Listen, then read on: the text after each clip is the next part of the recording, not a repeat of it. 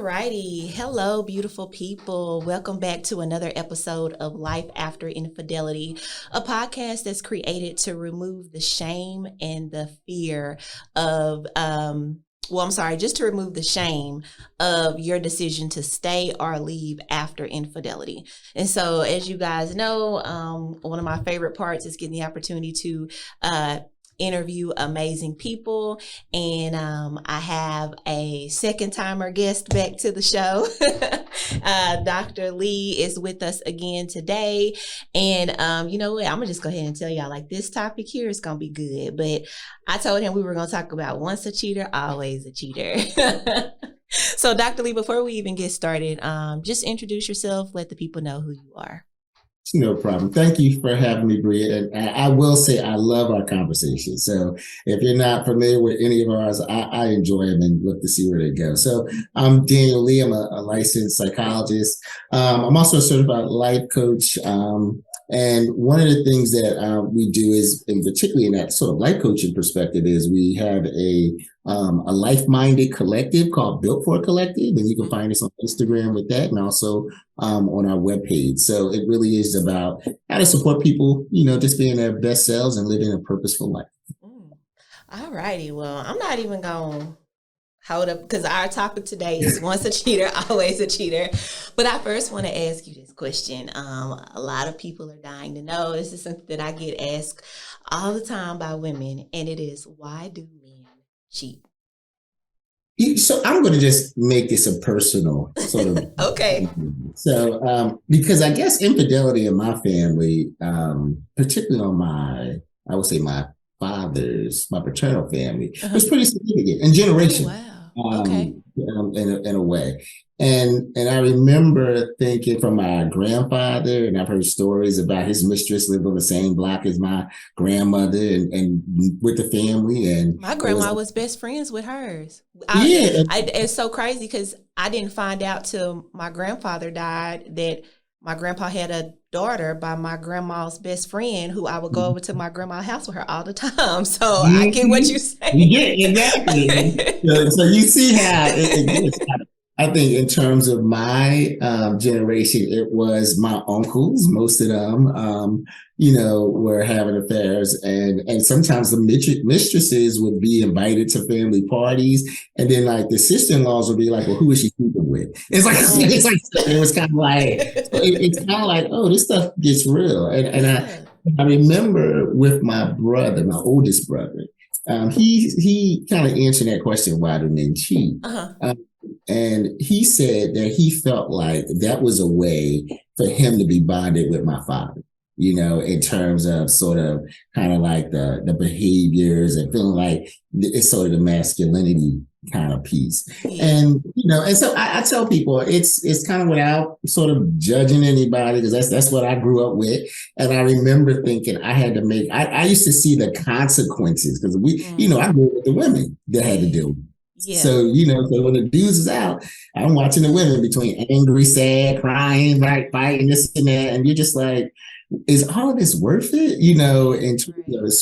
So I think some of it is, socialization, expectations. You're talking about, generational stuff. So, my father's family, they're like older. I got uncles in my 90s. So you're talking about men who've been around for decades. And that was sort of kind of the culture think of it. And then it gets passed down as a norm. And then I think what happens is we as men have to make a decision. I know I had to make a decision. Is that the kind of man I wanted to be? So even though it was normalized, it was something that if I did it, some level would have been acceptable. Like I wouldn't have been questioning too much about it. But then it became like, I don't know if that's the kind of character that I want to have. So for me, when I answering that question, I think it's multiple reasons. And I think as my work with couples, I look at it as more as people cheat simply if they're not invested in that relationship anymore, or there's some breach or some need not getting met. And then I find that is, sex is a byproduct of it, or that relationship is a byproduct of it. And then it's kind of like, and I look at any sort of breach as a violation. So you might not physically be with somebody, but sometimes you're talking to somebody on the internet. Yeah. It can be an emotional affair. Right. Yeah. Well, it's kind of like it comes a lot of different ways, but it's usually a symptom of something not happening in that relationship. Yeah. And that's good because you know what? I've talked to several men and they've all said that about how they saw it from their grandfather. Their grandfather saw it from their grandfather. So it kind of just became this learned behavior, you know. And like you said, it's been normalized because it's just been passed down. But Mhm. how do you, like you said, you had to make the decision. So how does one even start to, you know, cultivate a new thought process in relation to relationships when it's something that's been taught for so long without in your generation? I say one, I had to look at it. I'll talk about socially, spiritually, emotionally, a lot of maybe different levels. So socially, I had to realize that my masculinity wasn't attached to that behavior Mm, because that's how men were in my family. And I was like, okay. I can't attach that to to sort of who I am. And I remember struggling with that and thinking like I don't want to do it, but thinking maybe that's what I need to do if I'm a man. And then I had one of my mother's uncles got out of prison, and then I think he got married and all that. So I saw stability in a way in terms of monogamy. But then years later, he's Muslim and he decided to take a second wife. And then he said how that was he told me after all of these years, he said that was probably like his biggest mistake. And he said I looked at the scripture. He said, I read the Quran. It was this one scripture. He said, you can have up to, I don't know, 4 wives or something. Uh-huh. But he said, but if you only knew. And he said, what I learned was I should have knew not to do that because it's too much. It's kind of like if Mm-hmm. you read, I guess the scriptures, the passage is sort of implying is wisdom is going to tell you don't do it because it's just too much. It's like, Yeah. but you can do it, but understand it's too much. So for me, and it was also in terms of my personal character, I had to start creating some filters around my life. Number one, and this kind of gets into other areas. One, I didn't want to be that kind of a Christian. I didn't want to be that kind of a man. I didn't want to, disappoint my kids. And then I didn't want to disappoint myself. So I said, if I went through all of those filters and had an affair or did something, that meant that's something I really wanted to do. Yeah. Like it was because those are my guardrails. It's like those should be stopping me about. It's just Yeah. the kind of spiritually is the kind of person I want to be. Do I want to hurt my spouse? Do I want my kids to be hurt? Do I want to hurt myself in terms of being disappointed with the person I am in that moment? And I said if anything happened, I blew past all of those, then I would have to really think about it. See, but that's really good. So I was at lunch yesterday with a couple of other women, and we were talking about this topic: once a cheater, always a cheater. And the argument was that one lady was saying that it's morals. So morally, if you cheat, then you're going to continue to cheat. And the other person was just like, well, no, sometimes situations and circumstances happen, and they may have just cheated in a weakness, or something else is going on within them. But once they decide to actually work on themselves and to work on their relationship, because she even said, I know several people who cheated, but now they're in a great monogamous relationship. And I think that that's really important what you're saying now. So when we talk about once a cheater, always a cheater, hearing what you're saying is like these people made it a choice. They made a decision, because at any point in time, from the looks that you gave to the first hello, to the exchange of phone numbers, to the opportunity to meet up, to getting somewhere in a private space, to bam, your clothes off. You know what I'm saying? And my uncle Mm-hmm. always talks about this at church. He's a pastor. He's like, so wait a minute, you mean, because he was like, I just slipped up. He said the man said he slipped Exactly. up, and he was like, the pastor asked him, he was like, so you slipped over to have a conversation with her. You slipped on your phone number. You slipped over to her house. That's a whole lot of slipping, brother. It's true. It's true. But talk It's about true. that. Like, so if a person does cheat, is it possible for them to then say, okay, I'm not going to cheat again? Well, I think it's yes. I would say definitely yeah, because I'm one of those people who believe in the power of choice, Okay. and I think and you described it. What I feel like is what some people may struggle if they're in that sort of habitual kind of behavior around sort of infidelity or sort of breaching and violating relationships is what is something going on with them that they don't have a filter. Because you should have something that's going to guide your behavior. When you don't have that, and some people can be narcissistic enough not to, where they just like, I don't care, it's all about me. It is what it is. And then hopefully if you see somebody like that, you run. Yeah. It is what it is. Yeah. So do you feel like, what men, I know we're talking about men, but I would say people in general need to have sort of buffer around as I'm making this choice, what does it mean? So like you said, if it's starting up with, I'm kind of being too intentional about kind of saying hi and seeking out somebody, I got to stop and be, what does this mean? It's like because that's on me at that point. We talk about, just professionally, when do people have these violations with clients? They say all of a sudden you're scheduling them different. You might start them, put them at the end of the day. You're staying longer. Before you know it, you're doing all of these like boundary violations. And then next thing you know, you're in a inappropriate relationship. Mm-hmm. And so I think it's the same way you described it, like your uncle described it. You have to monitor those boundary violations. Because the one thing I tell everybody is like this. It's natural to always catch a breath of fresh air. You're going to walk by somebody and go, oh, this person is nice. You're probably going to see somebody that we're never going to stop that. It's what you do with it that becomes problematic. If you're acting on it, pursuing it, then you got to challenge yourself like, hold on. Because at that point, you want to do it. You're not reacting to something. You're always in a position to make a choice. Mm-hmm. Do you have any kids, Dr. Lee? Yes. You have daughters? Yes, I have one daughter, 2 sons. Because I want to ask you this question. If you were talking to your daughter, what would you tell her? She comes to you and she's like, Dad, my partner cheated on me. Should I take him back? What would you tell her to be some things to look for to make her decision? Well, I think for me, we do have these talks and these conversations. I always say, what happened before? For me, it's more doing like an autopsy. Let's go backwards. Okay, that's good. And then, because it's not about me necessarily giving you advice about that. Maybe that's the clinical side of me. Mm-hmm. If the person is abusive, destructive, then I'm like, listen, I wouldn't do it.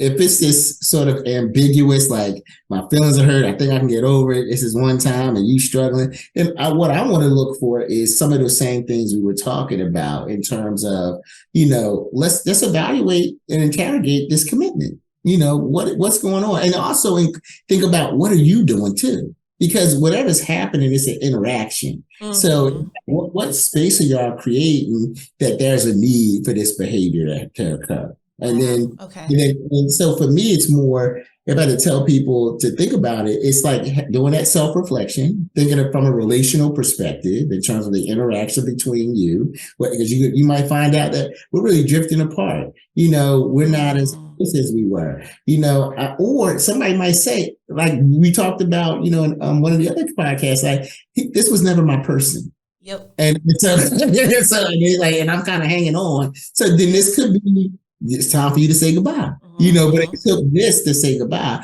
So then I think it's about looking at that person's character. So you got to evaluate your character and the other person's character, and then kind of see what comes out of that, and be honest with yourself. Am I this committed to this person? Do I love this person? Am I here for convenience?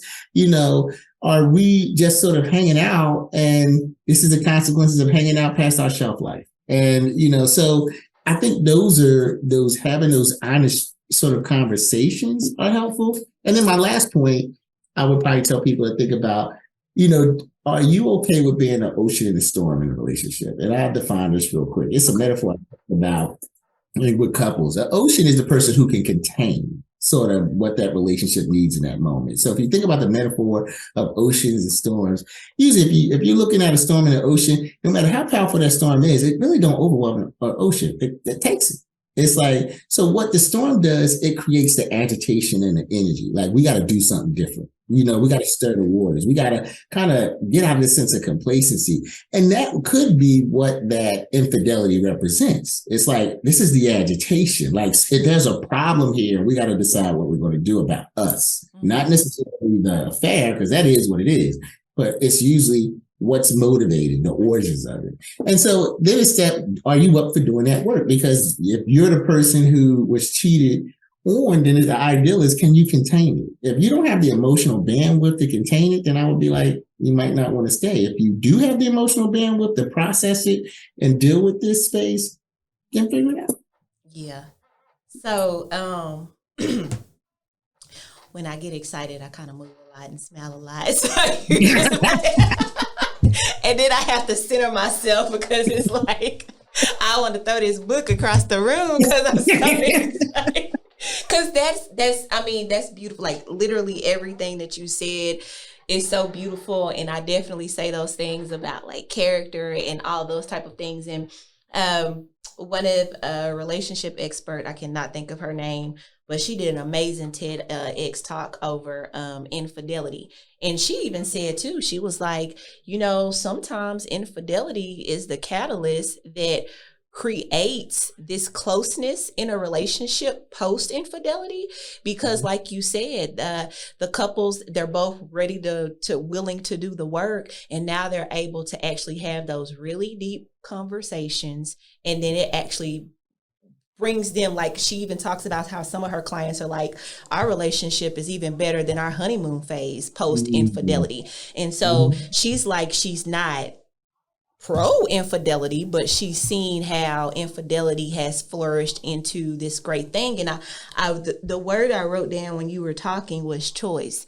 And it's like, we have a choice if we choose to cheat, but then we also have a choice if we choose to actually have moral character about ourselves and say, you know what, this is wrong.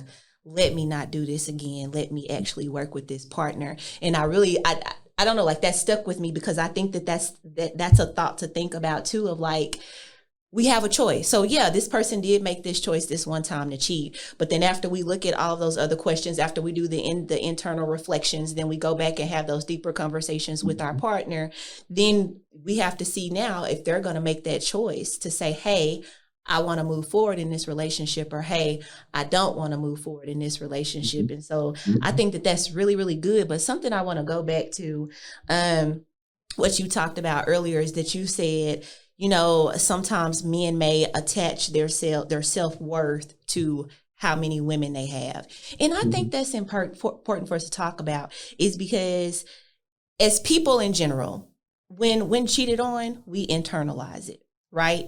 But now we know, we've seen some of the most beautiful people get cheated on, Halle Berry, Beyonce. So we have to not internalize the act.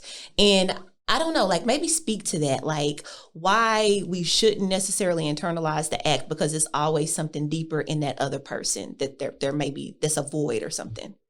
And I think it's funny, I've been having this conversation with my barber like all week about this notion of shame and self-esteem that is connected to sort of relational health. And that kind of even is in connection to this idea, do you continue a relationship or not?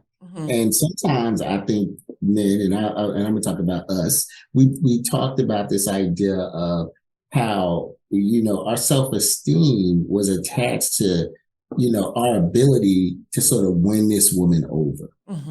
So, and I think for men, it is this notion of conquest. We want to win. We want to feel like we, accomplish something, achieved. I think that's how we're socialized. And that comes in relationships too. And so what happens is if your self-esteem is attached to that model, then you're always looking to get that need met, that sense of accomplishment.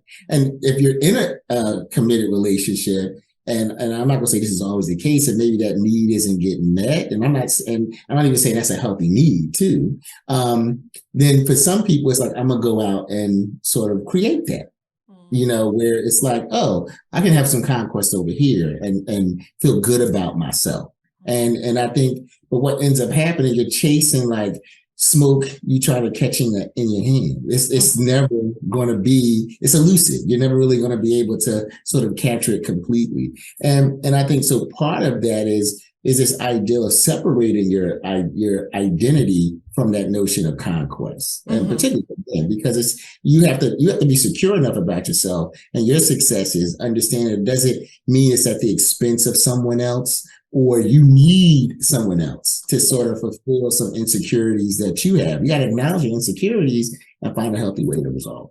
Wow, that's amazing. I don't know. Like, I was so nervous today. Like, typically when I come in to do a recording, I'm like, okay, cool, I got this. But today, like, all morning, I just been like so uneasy. And I was like, why are you so uneasy? I don't know. I was just nervous for this interview today. But I'm so glad that we were able to actually have this interview. And maybe that's what the nerves was, is because I just knew that it was going to be such a transformative conversation, which it really was. And I know that this topic is for sure going to bless people. And so I just want to say thank you again for even taking the time out to have this conversation with us. Thank you again for creating a platform for men to have, this space where they can be vulnerable and, and things like that, because I always want to make sure that I state that my message isn't to, pit men against women, but it's to bring us all together, which is why it's so important for me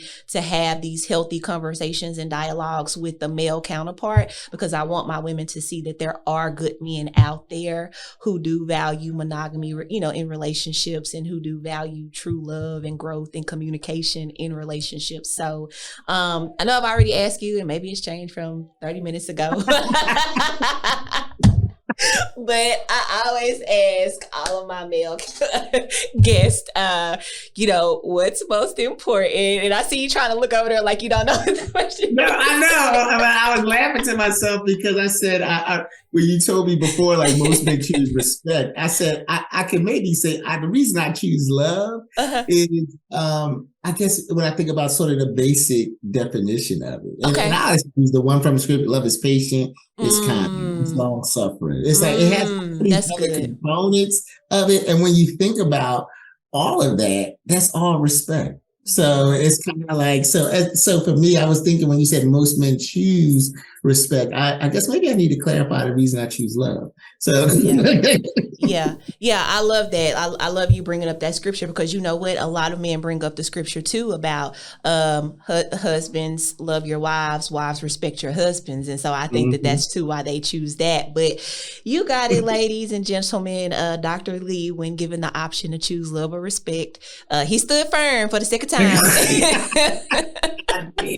Even with that scripture that I'm quoting, the one thing about it is we have to love our wives sacrificially. And to get the respect, you got to love sacrificially. That is so true. So I think that's where so for me, that's why I keep thinking, if you do your part, you get what you need. Yeah, for sure. That's beautiful. Well, again, let the people know where they can reach you at. Sure. Yes. So on Instagram, we are Built For It Collective. So feel free to like and join our page and continue to get more information like this. And also on the web, it's B4C or Built For It Collective. So you can follow us there too. Thank you.